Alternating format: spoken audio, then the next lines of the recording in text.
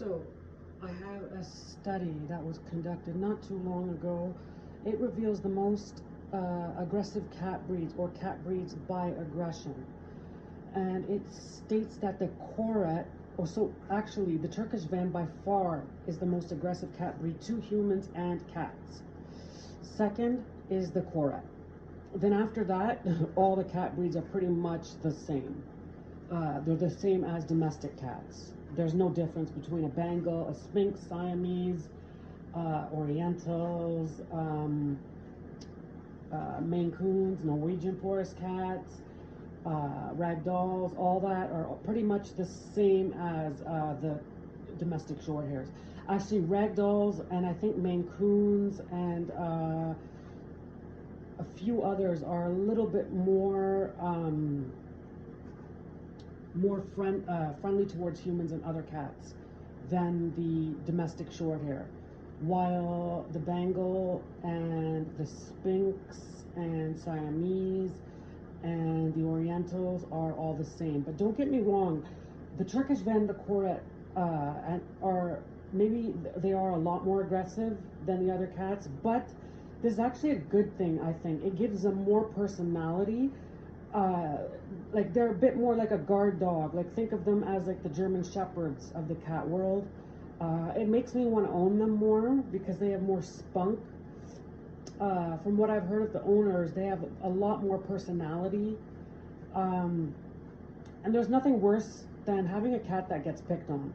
I mean, a cat that won't defend itself is the most heartbreaking thing you can go through in a house. If you have a lot of cats in a multi-cat household, a cat that is at the bottom of that household that doesn't fight back, and if another cat that's a bully that realizes there's a very soft cat in your household and spots that soft cat, it is the most heartbreaking thing to see, because they take advantage of a cat like that, and they will terrorize that cat to the point where they will make that cat crap himself on the spot, literally. So I mean, having a cat that will defend himself fiercely and won't get picked on by any other cat, that can hold its own and all that, is a good thing. They're usually alpha cats that can always hold their, they never lose their spot in the household. So I always seek that type of a cat out. Like this cat that we're looking at here is that type of a cat, and it's always a good thing to have a cat like this in the house, because no matter a new cat I get, she never loses her spot. She never gets picked on. Cat before her did used to get picked on, and it was so heartbreaking to see. I couldn't always be there to rescue that cat. So, I mean, that was her sister, and it was just so sad to see. So, having a cat like a Turkish Van or a Koret might be an amazing thing to see or have, and I can't wait to get one. I plan on getting a Koret from Thailand and a Turkish Van from Turkey one day, and I just can't wait. They have a lot of personality, a lot of spunk, and they just seem like amazing cats. The cats with aggression, never look at aggression as a negative thing. My dog just passed away, and she came from a police line. I have her police training videos of bite work still. She was a phenomenal dog, the best dog I've ever had, but she was considered to have a lot of aggression. On a scale of 1 to 10, my dog was considered to have either an 8 or a 9 level of aggression. Yet she was the most amazing, phenomenal dog I've ever had in my life. She was fiercely protective, yes, but she had so much balance. She could balance out her aggression. She was just an amazing dog. So never look at aggression as a bad thing. It is actually, especially in carnivores, because they can balance out their aggression. So it's actually a very good thing. Usually it's a very good thing, unless it's like an imbalanced animal. But with cats and dogs, since they're carnivores, it's usually a very good thing. With horses, because I've had a lot of horses, too much aggression with horses can be a pretty bad thing, because they start to take it out on each other.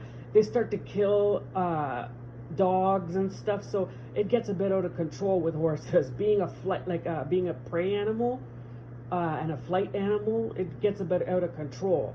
But I mean, with something like a cat, they can use it, that is a predator, that is sometimes actually an apex predator, believe it or not, on some islands. Aggression can be a very good thing, and they can make amazing pets. So and Siamese back in the olden days, and even now, some of the Siamese were very and still are very aggressive cats, and they make a phenomenal pets. And some Siamese actually have been reported saving their owners from robbers, actually, and have attacked robbers at night that have tried to invade houses, which is amazing. So I mean, having a cat like that would be amazing. I mean, I'd love to have a cat like that. So always think of the good sides and think of the bright side of stuff, because you don't want like a pushover cat. You want a cat that can hold its own. You want a cat that is just a no-nonsense cat. You want a cat that can defend itself from your dog, not one that's going to be used as a chew toy. I just wanted to say that, because a lot of people and a lot of breeders too, I don't like how some breeders, a lot of breeders, they get so, like, when somebody talks about another cat breed and mentions aggressiveness or something, and the breeders, they get so defensive and stuff, and then they try to turn their cat into another breed. Like, they will try to mellow out the breed too much. Like, I hate how some breeders talk about Maine Coons being gentle giants, when Maine Coon was a breed that came from the Vikings and was supposed to be a cat that was a hunter, to use to control rats on ships, and they came from the wilds of Maine and stuff. And breeders, they try to over docile. They try to turn the cat into something that is way too docile. Like, they tried to do it with Siamese too. Like, you want animals to have a bit of personality. They've completely destroyed the Doberman. A Doberman used to be a protection animal. There's no Doberman out there right now that can do police work. They're far too soft for that now. Dobermans cannot pass the police work test. You'll never find a Doberman doing street police work, because they're just too weak and soft. Because breeders just wanted to create a very soft dog that had the personality of a lab to get rid of the aggressiveness.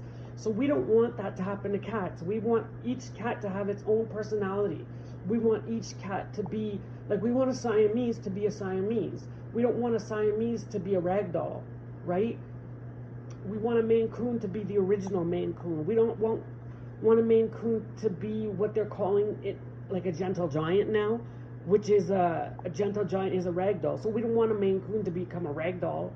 I mean, I just need to get this out there, because let's keep each cat breed itself. Like, we don't need every cat breed to contain the same exact traits, which would just be ridiculous. Then we just have one cat breed.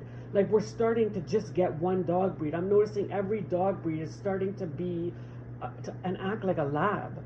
So many, like, German Shepherds are being bred to be labs now. It's just ridiculous. So I mean, and like, breeders get very, very, if you talk about aggression, breeders want, like they start to become very defensive and say that, oh yeah, my cat breed is amazing with kids and this and that and this and that. Like, we came to you because we like the original personality of the cat breed. We didn't come to you because we care about, like, if somebody comes to you because they wanted it for, like, kids, I mean, you can, like, ask them the personality of their kid. Is your kid good with cats? Then my cat will be good with kids. Like, you don't need to just say, yeah, my cat's great with kids. Your kid can pull my cat's tail. Your kid can drive my cat all over the place. Your kid can throw my cat off the roof, and my cat will be great. Like, I mean, like, just show some backbones, breeders. Like, I mean, if you care about the cats that you're breeding, just ask about how the kid's personality is. Not tell them that your cat is going to be the perfect cat. This is a message to breeders out there. Like, just show, like, grow some balls, and, like, ask them how their kid's personality is. Don't just try and tell them that your cat is some docile creature that can go with just any kid. I just had to get this out there, because I'm like, we want each cat to have its own personality, or sorry, each breed to have its own original personality, the same personality that they had when they originated. We don't need each breed to have the same personality just to fit into society and to compete with other breeds and be the most docile of all. I just had to get this out there, sorry.